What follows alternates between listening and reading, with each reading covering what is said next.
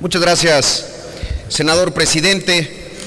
A nombre propio y de mis compañeros Dolores Padierna y Armando Ríos Peter, así como el senador Mario Delgado, presentamos esta iniciativa que tiene que ver con reformas a la Constitución en materia de revocación de mandato.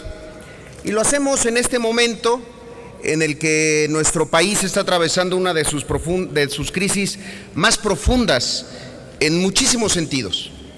Hay crisis en el cumplimiento y respeto de los derechos humanos, hay crisis en la seguridad y la eficacia para la procuración de justicia, hay crisis política por la debilidad institucional y la infiltración del crimen organizado en las estructuras del gobierno, hay crisis en las prioridades que la clase política durante este año le ha dado a los temas con los que estamos saliendo al mundo supuestamente en un momento diferente.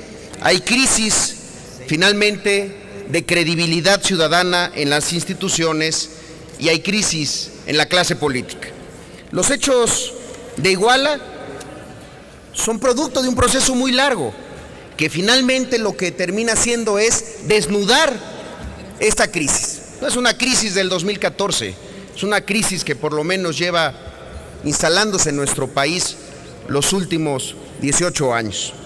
Los hechos de Iguala, pues, también demuestran muchas cosas que están mal en el diseño institucional de nuestro país y no podemos en este momento quedarnos con las respuestas tradicionales solamente para sortear esa crisis. Me parece que es importantísimo en este momento que incrementemos la sensibilidad de nuestros hechos y de nuestras palabras frente a las que alguna vez fueron preguntas de los ciudadanos, que se convirtieron en reclamos, que se convirtieron en exigencias, que ahora son gritos desesperados, que ahora son a veces hasta insultos a la clase política. Y son todos explicables y son todos justificables.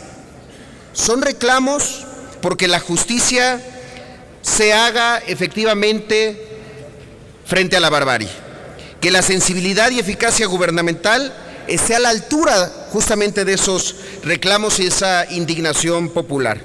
Por eso me parece que es momento de dar muestra clara de la voluntad política para que se acerque esa brecha que está existiendo entre los ciudadanos y las instituciones. Por supuesto que hablar de cerrar esa brecha podría sonar un discurso que hemos planteado todos los grupos parlamentarios en diferentes momentos. El asunto es cómo lograrlo, cómo hacerlo. Y yo creo que no es con condolencias, no es con solidaridad como se logra. Es con acciones y hechos muy concretos en los que realmente estemos poniéndonos de un lado o de otro. A mí me parece que ahí está el asunto de fondo. ¿Cómo sí fortalecer a nuestras instituciones frente a los criminales?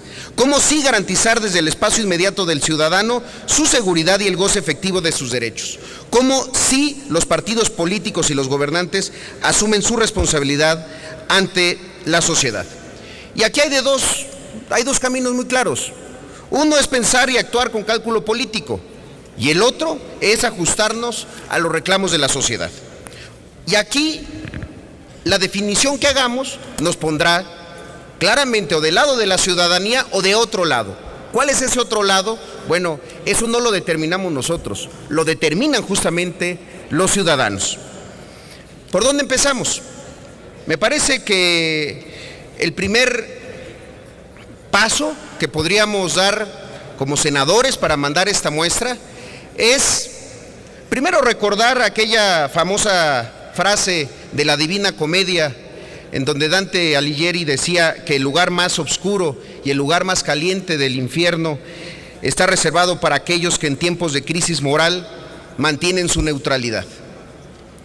Y en ese sentido es que la propuesta que presentamos el día de hoy es justamente para eso, para actuar diferente en un momento en el que podemos incorporar a la legislación federal mecanismos para hacer efectiva la revocación de mandato.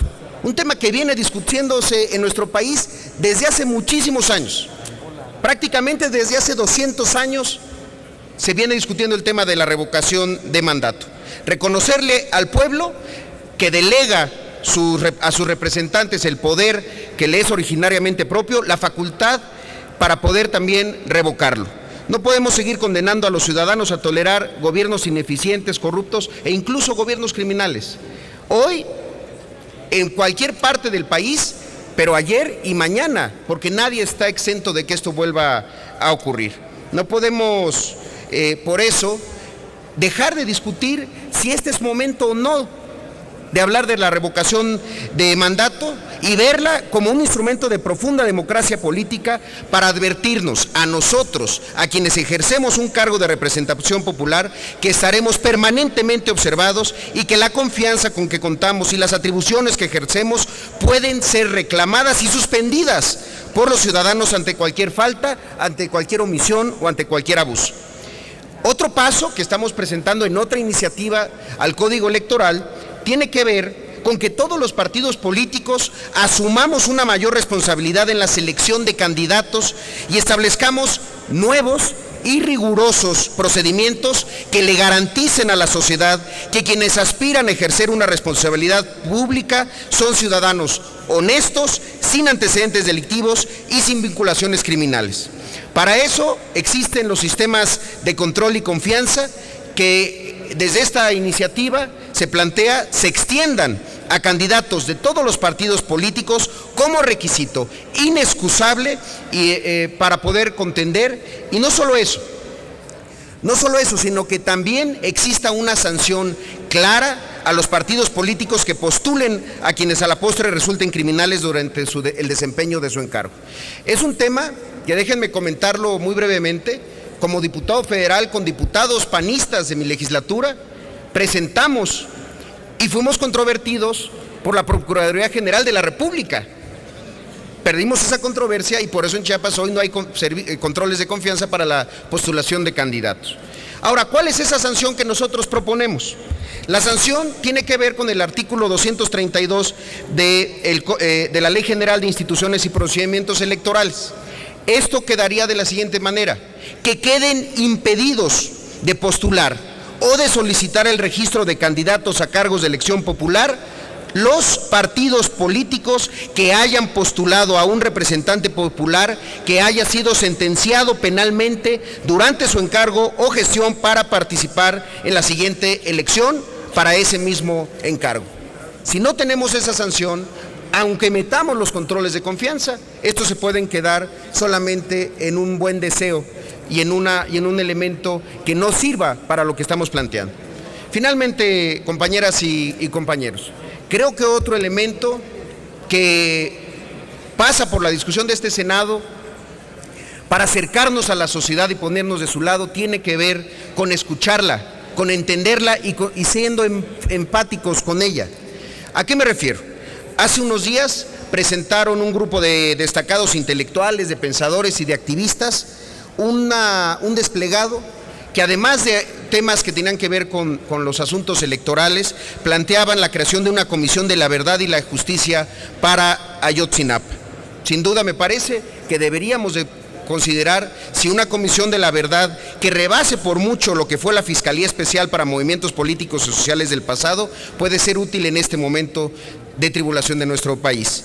Hoy me parece que es un tema pertinente para integrar a mexicanos con alta autoridad moral y experiencia en materia de derechos humanos, para que se sume también la experiencia internacional de expertos reconocidos por su trayectoria y resultados con casos similares. Darle pues a los ciudadanos las herramientas y las facultades para poder coadyuvar con el gobierno, para que desde una instancia independiente e imparcial contribuyan a encontrar la verdad y con ella reconciliarnos y con ella reconstruir el tejido social en nuestro país y recobrar la confianza en las instituciones democráticas y fortalecer, por supuesto, el Estado de Derecho. Por eso, compañeras y compañeros, me parece que debemos de leer muy bien el mensaje de ayer. El mensaje de ayer, que en 11 letras plasmadas en el Zócalo de la Ciudad de México, decía algo que hemos escuchado muy poco aquí. 11 letras contundentes. Fue el Estado. Fuimos todos. No hablo, ni me atrevería a hablar yo de un Estado fallido, pero sí de un Estado que le falló a su sociedad. Me parece que es momento de asumirlo, de verlo, y los invito a sumarse a esta iniciativa. Es cuanto, senador presidente. Muchas gracias. Gracias.